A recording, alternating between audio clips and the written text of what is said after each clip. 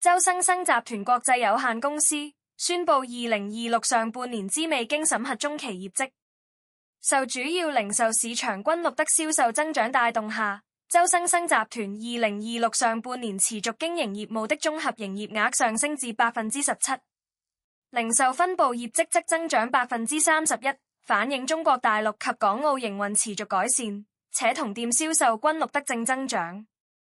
受惠於零售表現提升，以及其末季金屬借貸案市值重估錄得未變現收益，截至2026年6月30日止6個月，周生生來自持續經營業務的本公司擁有人應佔溢利為21.93億港元。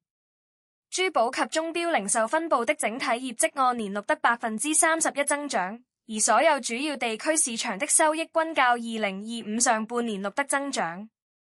2026年上半年，周生生同店銷售增長保持增長勢頭，延續過去數個季度的正面趨勢。中國大陸和香港及澳門均錄得增長，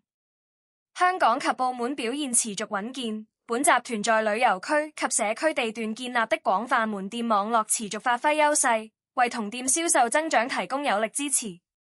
在中國大陸，本集團推行高端分店策略，並持續聚焦重點一線及二線城市發展，有力支持同店銷售增長，並反映零售網絡持續優化的成效。2026年上半年，中國大陸及港澳之同店銷售增長分別上升11%及38%，